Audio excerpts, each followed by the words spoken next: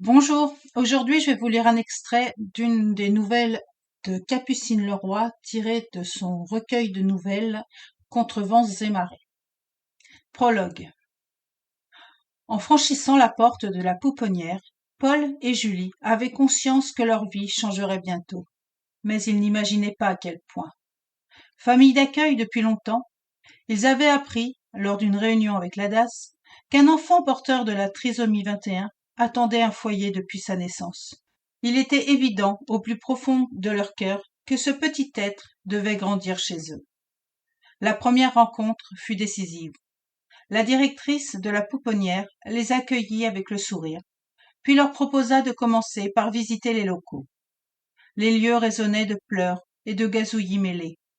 Julie avait envie de prendre tous ces bambins un par un dans ses bras pour les câliner. Ils croisèrent une infirmière tenant un bébé de quelques mois. Tête légèrement baissée, les grands yeux ronds de l'enfant fixaient un point indéfini. Aucun sourire ne se dessinait sur son visage, et ses bras pendaient dans le vide. Il avait un air triste et presque résigné. Instinctivement, Julie tendit la main et caressa délicatement sa joue avec 2 doigts. Après de longues secondes, le poupon se décida à relever la tête, et son regard plongea d'abord dans celui de Julie, puis celui de Paul. Soudain, il écarquilla les yeux et se mit à gigoter, tout en leur décochant un magnifique sourire. L'infirmière, muette d'étonnement, se retourna vers la directrice. Celle-ci finit par avouer: C'est tout simplement incroyable. Nous ne l'avons jamais vu sourire. Je vous assure, c'est la toute première fois. Julie sentit son cœur se serrer, puis une grosse boule d'émotion se forma et chemina jusqu'à ses yeux. Elle dévisagea Paul, qui esquissa un timide sourire pour toute réponse, tant la scène l'avait également chamboulé. Leurs mains s'entrecroisèrent et Paul fit un simple signe de tête. Ils étaient bien sûr la même longueur d'onde. Ils en étaient persuadés. Cet enfant les avait choisis. Ils n'avaient pas le droit de le décevoir. Et même s'il était différent, sa différence ne serait que dans les yeux des autres. Pour eux, elle serait au contraire sa force. Très rapidement, il leur parut inconcevable qu'ils puissent un jour aller vivre dans une autre famille. Ce serait un déchirement. Le temps était donc venu d'entamer le parcours du combattant, de l'adoption, pour ne plus jamais craindre d'être séparés de lui. 8 ans plus tard, petit Marc, garçonnet brun et un peu potelé, regardait le monde avec des yeux remplis d'amour. D'un sourire, il avait la capacité de faire fondre même les glaces de l'Alaska, et sa gentillesse ébranlerait la plus gigantesque des forteresses. Très tôt, ses parents lui avaient expliqué qu'il avait une légère différence par rapport aux autres enfants, d'où elle venait. Cela ne comptait pas pour lui, mais il entendait souvent des remarques, par maladresse, ignorance, voire incommensurable bêtise pour certains. Depuis le début du mois d'août, petit Marc était en vacances en Bretagne, à Saint-Malo. Aujourd'hui, sa mère l'a accompagné à Cesson-Sévigné pour assister à un match des Harlem Globetrotters. Alors que l'ouverture des portes du palais des sports était imminente, les joueurs créèrent la surprise en longeant la foule avant de pénétrer dans l'enceinte. Marc tira avec insistance sur le t-shirt de sa mère, l'implorant du regard. Julie sourit et acquiesça d'un signe de tête. Aussitôt, l'enfant s'avança pour attraper le bord de la barrière, espérant pouvoir approcher son idole. Chandler, Bulldog, Mac, dont il arborait fièrement le numéro 5 sur son maillot. À l'instant où celui-ci s'avança en souriant, Marc se fit brutalement bousculer par un autre garçon de son âge, voulant visiblement prendre sa place.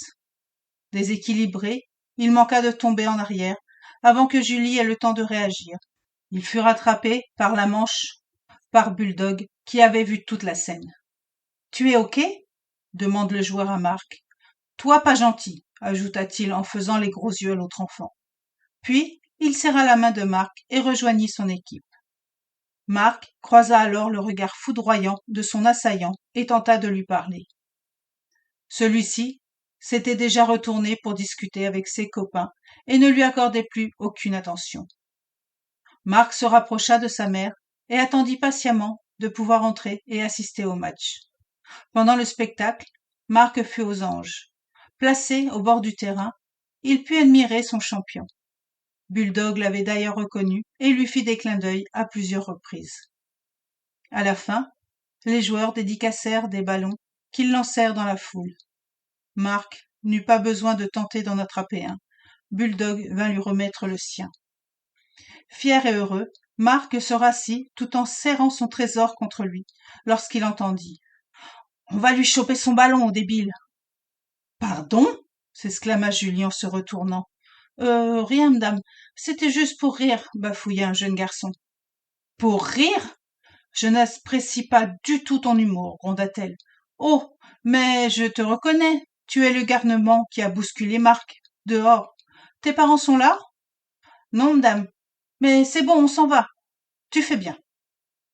Julie suivit alors le chenapan des yeux, puis prit la main de Marc et emboîta le pas au reste de la foule vers la sortie.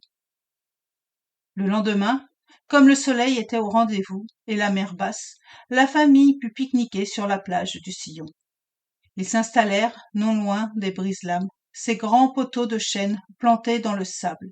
De cet endroit, la vue sur le fort national était magnifique. Marc affectionnait particulièrement cet emplacement. Les goélands venaient souvent se poser sur ces perches de bois. Il pouvait alors les observer aussi longtemps qu'il en avait envie. Il leur donnait des morceaux de pain lorsqu'ils descendaient au sol, et ce, malgré l'interdiction rappelée parfois avec malveillance par des grincheux. Il avait remarqué un oiseau qui venait régulièrement, boitant un peu lorsqu'il marchait sur la plage.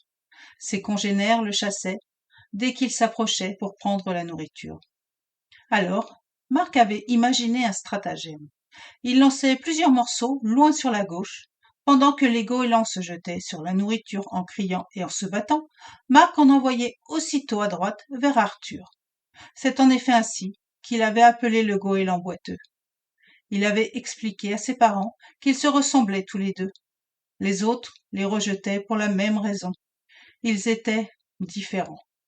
Et à chaque sortie, Marc réclamait une promenade sur le sillon pour tenter de rencontrer Arthur. À peine arrivé, l'enfant décida de partir à la recherche de coquillages. Voilà pour cet extrait. La suite, vous pouvez le retrouver dans le recueil de nouvelles de Capucine Leroy, Contre vents et marées. J'espère que cet extrait vous a plu et je vous dis à très bientôt. Au revoir.